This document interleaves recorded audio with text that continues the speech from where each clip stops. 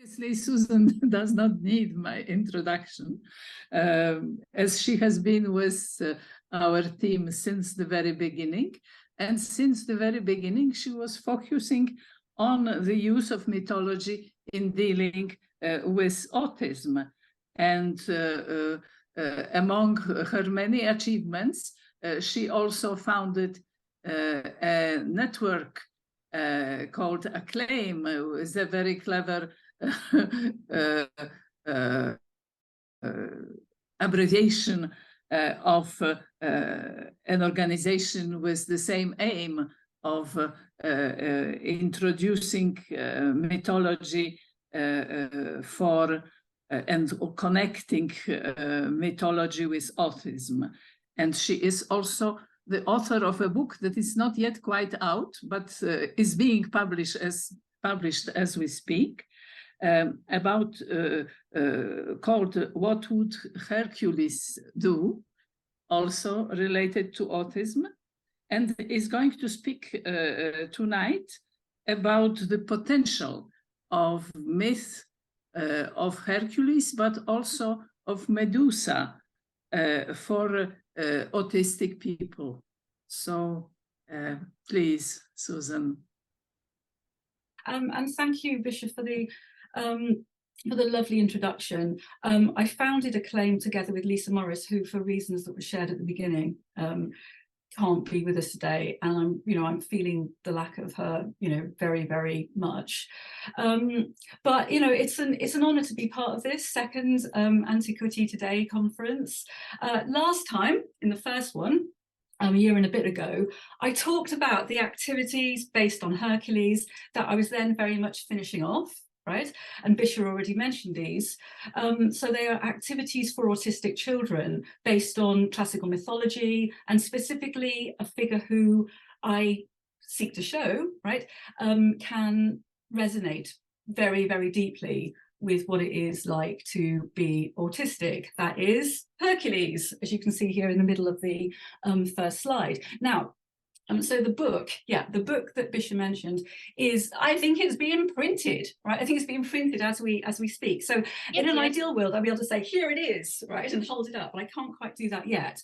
But what I am going to do during this presentation is share various bits of the really, I think, amazingly beautiful artwork. I can say that I didn't create it, right?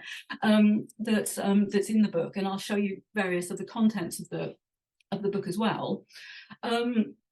Including, and one of those is on the screen right now. So I'm going to say something about where this sort of Herculean phase of the work I've been doing is at, which is basically in a book that's about to come out. And one thing I'm really pleased with is, like other books in the Our Mythical Childhood series, it will be available as a print copy that people can buy, etc. But it'll also be available freely online, which is really important because it's a book of lessons for autistic children, and it's my hope and dream that it will be used as widely as we can make happen. So I'll talk about that, and I'll also talk about where I'm headed next, right? So I'm still very much keeping going with Hercules. I haven't left Hercules behind, but I'm also in the process of transitioning to a new mythological figure on whom I will create a new set of activities. And that is Medusa. Okay, that is Medusa. So hence my title, right? So my title, at every crossroads. I'll explain the crossroads in due course. One crossroads is between Hercules and Medusa, but there are other crossroads as well. Oh yeah, sorry. Next slide, please. Thank you. At the crossroads.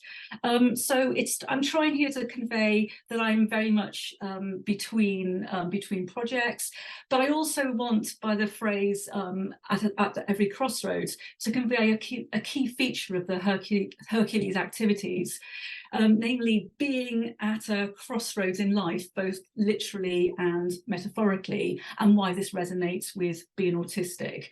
And I will say some things about Medusa and why Medusa can be very much about being at various intersections as well.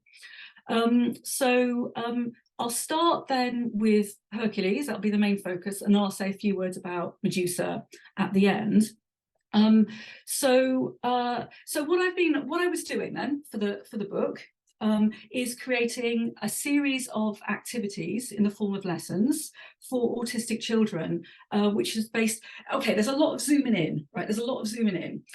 So being autistic can be all about big pictures. It can also be about, sort of smaller things, right? So there's big picture, there's zooming in, there's classical mythology, there's Hercules, there's also a specific myth of Hercules that is a focus. It's Hercules at a crossroads in life, and there's even more zooming in, right, very much going into the details, in that the focus is very much on the choice of Hercules as represented on a particular artifact. Next slide, please.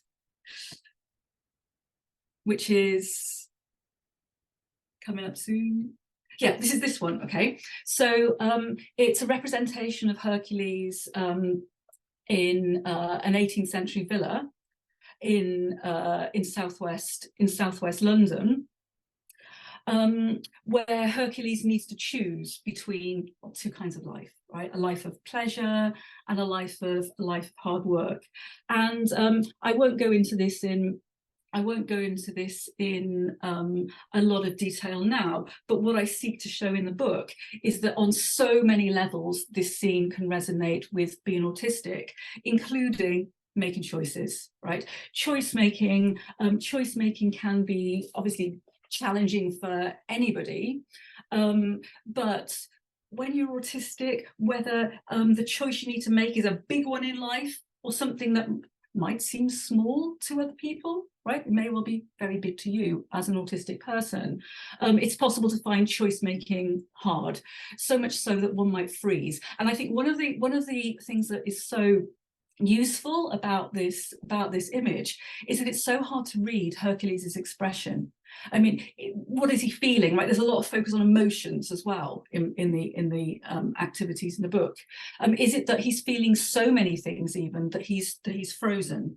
And this fits with just how intense it can be as an autistic person to feel emotions, but not necessarily be able to communicate or process or indeed understand them in the way that a non-autistic person might. And sort of beyond that, there is a broader fit with Hercules as well. So the focus is very much on these particular activities, but I also situate them in relation to myths of Hercules more broadly. Hercules, for example, is someone who's always having to work out how to deal with a particular situation. He always manages, right? He defeats the Hydra, defeats the Nemean lion, etc., etc. But every time he learns the rules, and he learns the rules so well, he's able to overcome a particular challenge like no one else could. He then has to move to a completely new set of challenges and overcome them. And that sense of always having to learn the world afresh can resonate with what it's like to experience the world as an autistic person.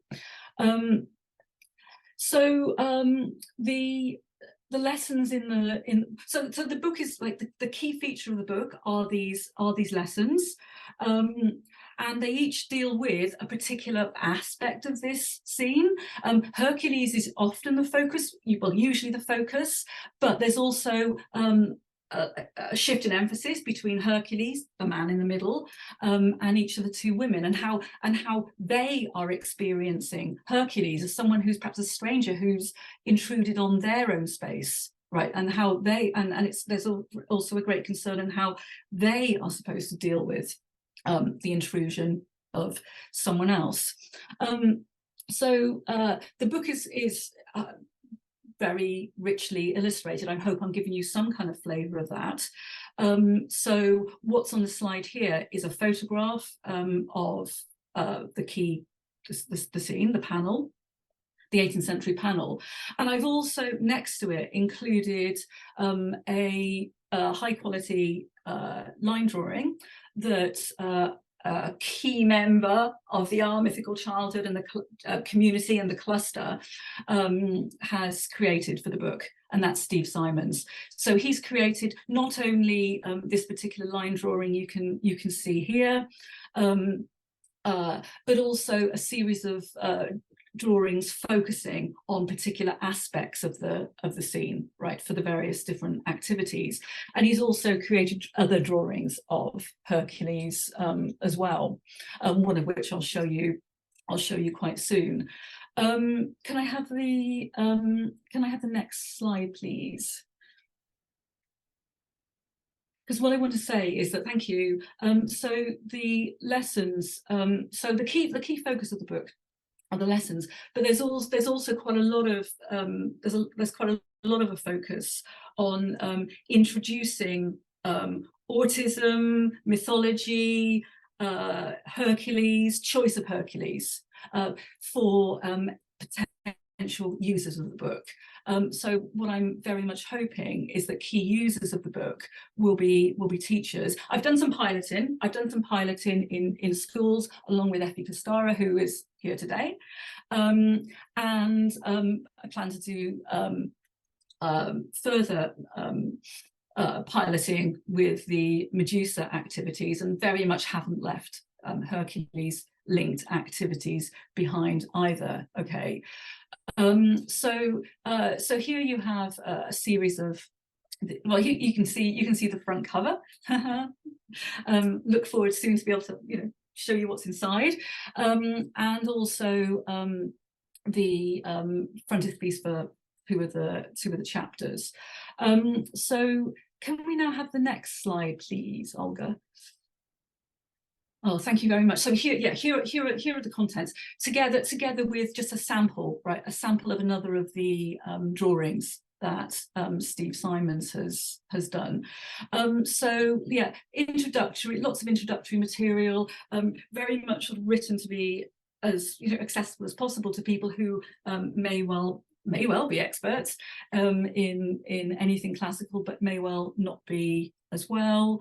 And so here you can see how I set out the book, and also what the lessons focus on, right? So each lesson focuses on an aspect of Hercules, particularly the choice of Hercules, particularly the panel depicting the choice of Hercules, but they also deal with a particular aspect of autistic experiences, starting a conversation, making choices, right? How the present can turn into the future, etc., etc. And so the book is, as I've said, about to be published. It will be freely available now as well, which is absolutely wonderful. I don't know, maybe we'll have a launch, maybe we'll have a book launch. And if we do, you're all welcome. So like I've said, right, I'm not leaving Hercules behind, but turning to another figure who can resonate with being autistic, and that is, next slide please. I've already said who it is, but it's Medusa. And I know we're short of time, and the thing is, when I start talking about Hercules or Medusa or autism, right, I can go on forever. So I'm very much limiting myself, just to give you a flavour, right, of what I'm going to be doing next. The Hercules stuff I've done with the most wonderful support, right, of the cluster and the Our Mythical Childhood communities. It has been wonderful, and I just hope you'll be with me through Medusa as well. So it's Medusa, someone who I think can also resonate with being autistic, and who, like Hercules, is an outsider, but is also all around us, right? And I'll just to illustrate how Medusa can be everywhere. Well, here on the slide you can see one of our mythical workshops for Our Mythical Childhood. It has a Medusa image on it. Like today, Antiquity today, we have the present meeting the past, right? So it's a nice example of intersections there. Also, here is the cushion I'm sitting on. Right, so I sit on a Medusa cushion, for example, which I just saw in a very general shop years ago, and I think this is a very nice example of how Medusa is all around us, right? So Medusa is a different kind of figure, a monsterized figure, a figure of extreme alterity, but Medusa is also very much part of our culture. And I think, yes. Here's Versace, right? Here's Versace Medusa, made by Rosenthal. Just some examples, right? Sort of, I don't know what are they? High culture, I don't know, it's high fashion, I suppose, high fashion, to a seat cushioning, etc. Lots of Medusas around, and so I think this is very important because the activities are there for people who already are interested in classical mythology, but also people who might not know that when they look at Versace or my cushion, they are looking at something from classical mythology. So Medusa is everywhere. Medusa is other. The fit with the topic of today's conference. How Antiquity is, amongst other things, universal, right? But can also be inclusive and inspiring. Is I think really good. So Medusa then is everywhere. Medusa is ubiquitous. Medusa is someone whose way of being can really connect with what it could be like to be autistic. There is loneliness, for example. There is an interesting gaze on the part of Medusa.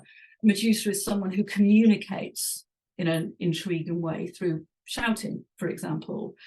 So there's intensity, there's movement, and thinking about what Claire talked about earlier, there's otherness.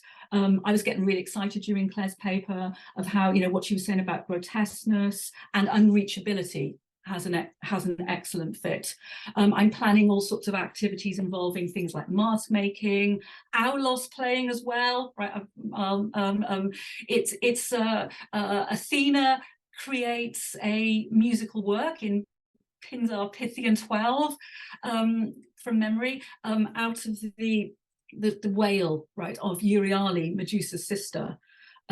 She turns the sound of the Gorgon, or she's either turning the other sound of the Gorgon into a musical work, something I guess civilized, or she's imitating that, she's recreating it, and that's something I want to work through as well. What I'm going to do to end with. Oh no, I was going to move to my last slide, but of course I can't do that. Can I have the next slide, please? So what I'm going to do, I'm going to end actually with the words not of myself, but of someone who wanted to be here today but can't be.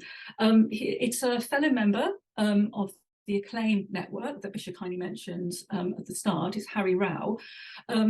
Harry has on several occasions done work experience as part of our Mythical Childhood project, and he did some work with me over the summer. Now, so Harry is someone who has written very reflectively as a young person. He's just recently finished his first degree. He's just started his master's now at UCL in London, just this week, I think. And he's written very reflectively for the Acclaim blog on how Hercules resonates and began to resonate with him as a young person, right? So Hercules has been with him through his childhood into young adulthood. And it was a very interesting sort of meeting of minds when I had been working for years on Hercules from an autistic perspective, and Harry, as an autistic person, was very much guided by and inspired by Hercules. And so what Harry's been doing with me over the summer is turning his focus as well from Hercules to Medusa. And he's very recently, as part of that work experience, written a new piece on Medusa this time for the Acclaim blog. It's almost good to go. We're just finalising the bibliography, so that'll be coming your way, Kasia, very, very soon. And so here's a little taster of what Harry has written, and it's my honour to share his words. What is Medusa? He says. You see a snake with heads, a petrifying gaze. I'm cutting a few bits out here for time and to get everything on a slide. But when you look beneath the mask and facade of horror, there is the same unified humanity that binds all people, the sense of fear, vulnerability, and emotional insecurity. For people with autism, the idea that the facade is sometimes unconsciously erected as a way of hiding emotions that a person cannot express. This enables the outside world only to envision a certain aspect of an autistic individual's psychological disposition. One of the things I'll be looking at for the Medusa activities that I hopefully will lead to another book further down the line, or at least sort of online materials we shall see, is this it'll be very much looking at the topic via what's called double empathy theory, right, whereby autistic people can find it difficult to understand how non-autistic people tick, and the reverse is true as well. And I think in a very sort of organic way that's conveyed really nicely by Harry thinking about how, as an autistic person, he sees the world, but also how Medusa has a fit with autism. So seeing what Harry came up with completely independently of myself has really sort of confirmed me in my thinking that Medusa is the way forward from an autistic perspective. So I'm feeling, very much on the threshold or at the crossroads here, and I'm very excited about that. What I'm going to do now, because I'm assuming I've talked for about 15 minutes, so I'm going to wind this down now. I can see there are some new messages. Maybe they're saying stop talking. Oh no, they're not. They're really nice. Thank you. Thank you. So with the example, right? So I wanted to share Harry's words because they're great words, but also as a way of just giving you a taster of some of the stuff that's done by people in the Acclaim network, which I think is only going to grow and grow. So with this example, I'm going to round off and hand back to Bisha and Kasia. But I hope what I've done is given some examples about how Antiquity can connect with today, and in a way that can be inspiring, can be inclusive, and can also be universal, right? It's about being autistic, it's about everyone. Okay, there we are. With everyone, I end. Thank you.